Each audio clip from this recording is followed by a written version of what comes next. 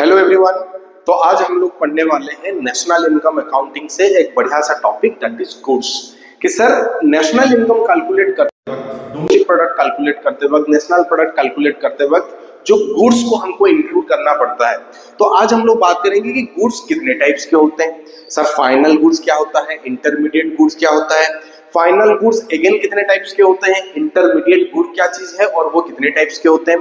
तो मैं यहाँ पर जैसे लिख रहा हूं, तो आज हम लोगों का टॉपिक क्या रहेगा, आज हम लोग चर्चा करेंगे इसके ऊपर, दैट इज गुड्स।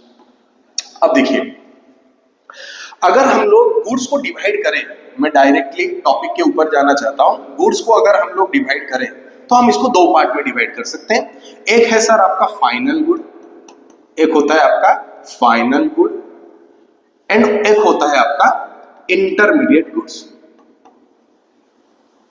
इंटरमीडिएट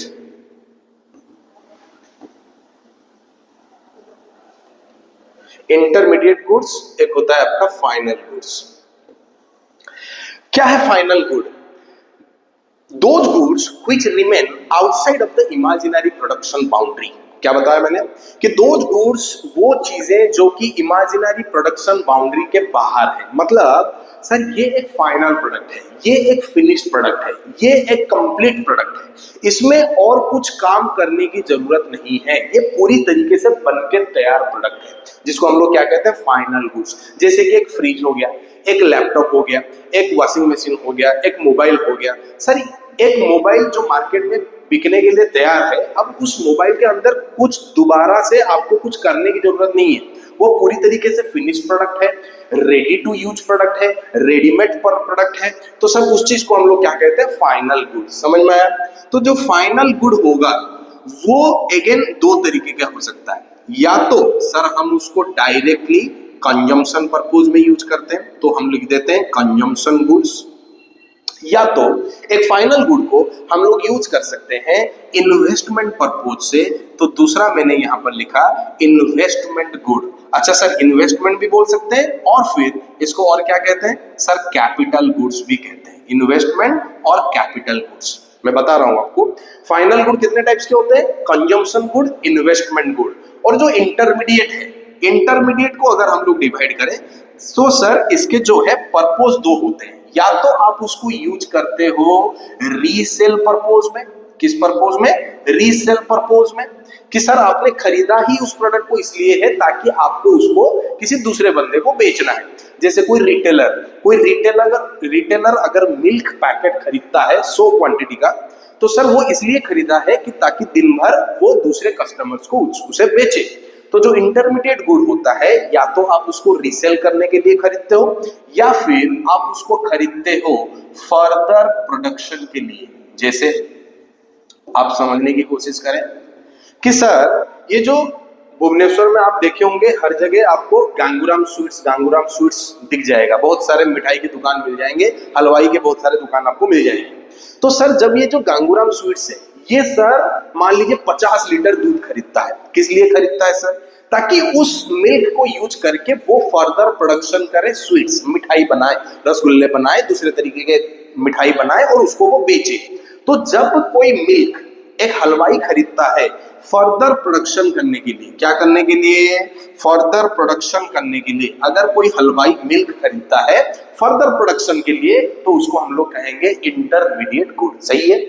और याद रखना, जो इंटरमीडिएट गुड होगा एंड फर्दर प्रोडक्शन में यूज होगा, वो हमेशा जो है अपना एग्जिस्टेंस, वो जो है हमेशा अपना एग्जिस्टेंस लूज कर देगा। सर एग्जिस्टेंस कैसे लूज हो जाता है? अब देखिए, अब जैसे आपने 3 इनपुट खरीदे, input A, input B and input सी।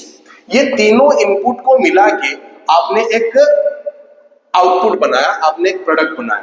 तो सर ये जो तीनों इनपुट है, ये तीनों इनपुट कहीं ना कहीं इस आउटपुट के अंदर समा गए हैं, उसके अंदर पूरी तरीके से वो लोग जो है उसके अंदर वो लोग समा गए हैं कंप्लीटली। तो सर क्या बताता है कि इंटरमीडिएट गुड का एक नेचर होता है कि वो एक बार फाइनल प्रोडक्ट में कन्वर्ट होने के बाद अपना जो एग्जिस्टेंस है वो लूज कर देता है, उसका एग्जिस्टेंस बरकरार नहीं रहता।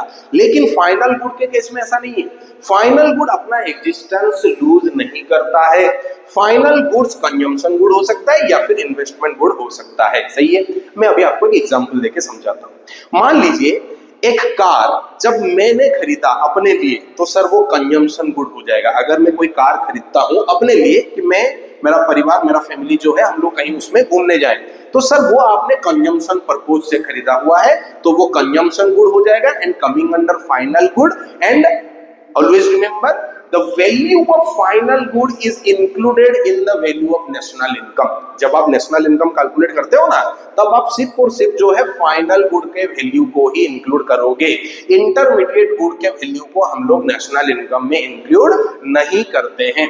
सही है, तो जब मैंने कोई कार खरीदा अपने लिए तो वो बन गया आपका कंजम्पशन गुड। लेकिन सर एक बार सोचिए, जो नेक्सा शोरूम है, मारुति सुजुकी का जो शोरूम है, जो जगह जगह खुला हुआ है, सर ये जो शोरूम वाले हैं ये मैन्युफैक्चरर से 100 के क्वांटिटी में कार खरीदते हैं। मतलब कोई शोरूम वाला है जिसने की 100 कार खरीदी हुई है, तो सर उसने तो 100 कार खरीदी हुई है। क्यों खरीदी हुई है? क्योंकि उसको कस्टमर्स को उसको बेचना है। पर्पस क्या आ गया सर? रीसेल। अगर कोई चीज आप रीसेल करने के लिए खरीदते हो तो वो हो जाएगा आपका इंटरमीडिएट गुड। एंड मेरे बंधु, इंटरमीडिएट गुड का वैल्यू नेशनल इनकम में नहीं जाता है। सिंपल।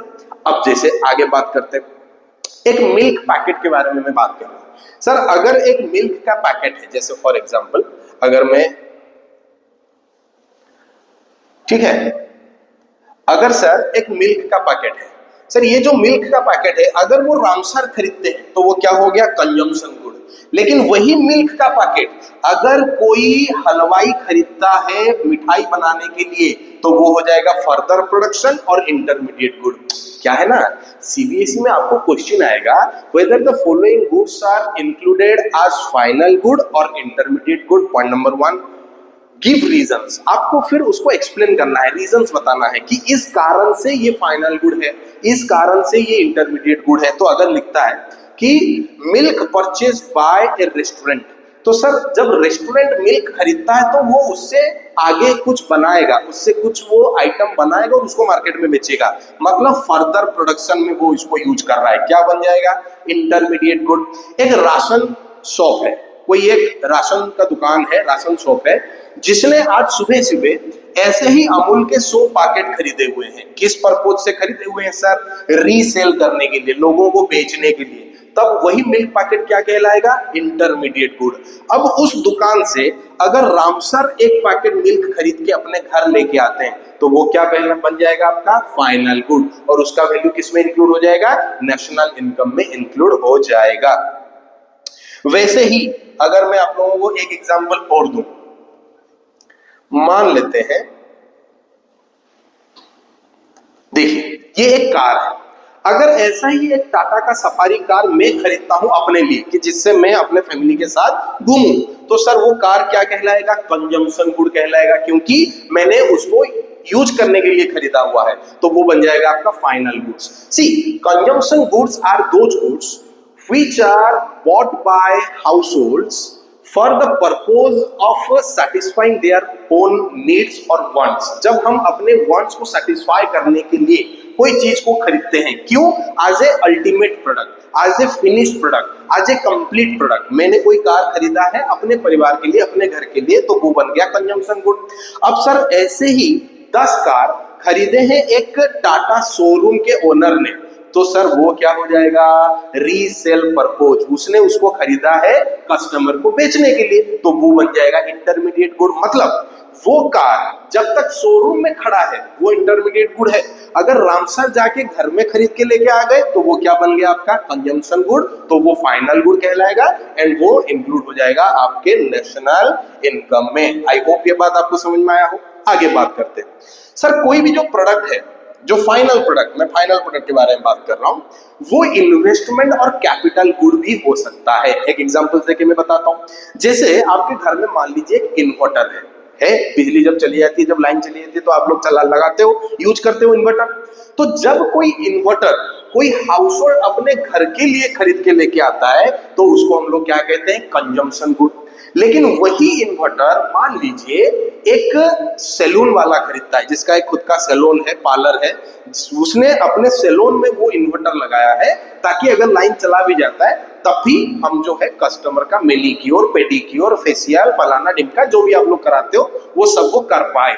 तो सर जब वही जो इन्वर्टर के बारे में बात कर रहे हैं, जब when that particular inverter is purchased by salon, तो सर वो हो जाएगा आपका इन्वेस्टमेंट और कैपिटल गुड, क्योंकि वो एक, अच्छा मैं आपको एक बढ़िया एग्जांपल और देता हूं।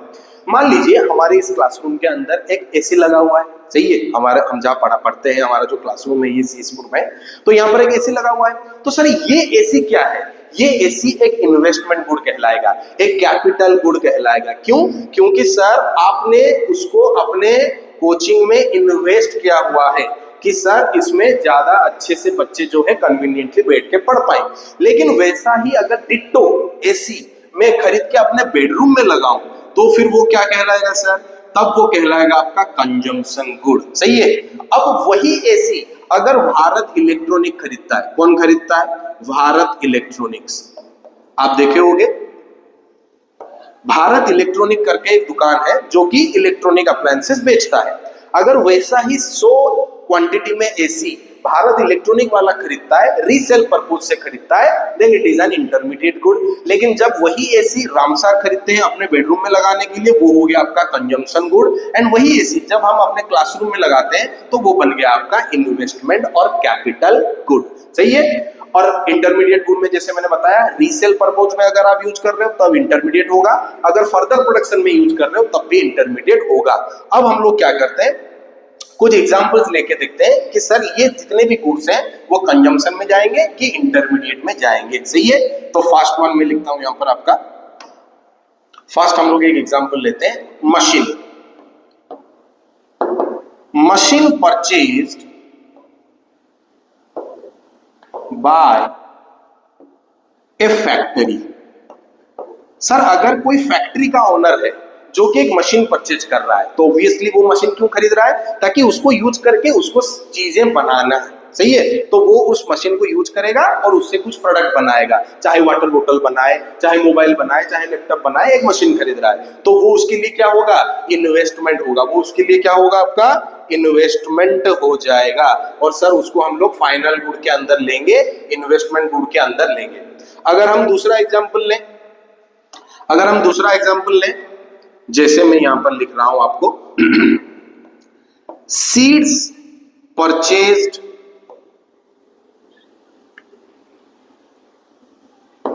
Bye a farmer. सर एक फार्मर है जिसने सीड्स खरीदा हुआ है, क्यों? ताकि वो उससे अपना जो है फसल उगाएगा।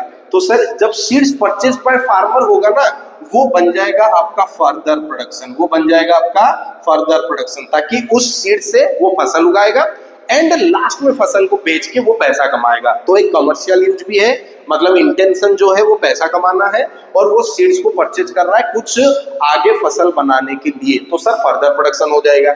लेकिन जब उसी सीड्स को अगर हम वो सीड्स परचेज, अगर मैं लिखता हूं seeds purchased for kitchen gardening. Sir मान लीजिए मैं अपने ही घर में जो अपना बगान है, मेरे जो खुद के घर में जो बगान है आजू बाजू, वहां अगर मैं कभी टमाटर के कुछ पेड़ लगाए या फिर कुछ भिंडी के पेड़ लगाए, मतलब उसके सीड्स को खरीद के, कि मेरे अपने किचन में वो यूज हो जाए, तो सर खुद के फार्म हाउस में जो हम चीजें उगाते हैं उसके लिए जो सीड्स परचेज करते हैं, ये किस में आ जाएगा सर? बंधु, ये आ जाएगा आपका कंजम्पशन पर्पस। बात को समझो, क्योंकि sir seeds purchase by farmer होने से further production, intermediate good, not included in national income. Seeds purchased for kitchen gardening becomes a consumption good and yes it is included in national income as final product। मैं आगे और भी examples आपके लिए रखा हूं, देखिए आप, अगर हम यहां पर चौथे पॉइंट के बारे में बात करें कि सर अगर आप लिखते हो machine purchased by a dealer firm, machine purchased by a dealer firm, मतलब कि सर कोई एक फार्म है, बिजनेस यूनिट है, जिसका काम ही ये है कि वो मशीन खरीदता है सामने वाले को बेचने के लिए, मतलब उसका दुकान है, कुल मिला के उसका एक दुकान है मशीन का, जिसमें वो वैरायटी टाइप्स के मशीन खरीदता है और उसको फिर आगे कस्टमर को बेचता है। तो सर यहां पर इंटेंशन क्या आ गया, यहां पर आपका इंटेंशन अगर आप देखो तो यहां पर आपका इंटेंशन क्या है, यहां पर इंटेंशन है आपका रीसेल पर्पस। एक मिनट, इसमें आपका इंटेंशन क्या है, रीसेल पर्पस। तो जब कोई प्रोडक्ट रीसेल पर्पस के लिए खरीदा जाए तो वो हो जाएगा आपका intermediate good and not included in national income. सही है, and not included in national income. अगर मैं आगे जाऊं, फिफ्थ पॉइंट फिर से बात करते हैं। मान लीजिए कार्स परचेज्ड बाय ओला कंपनी।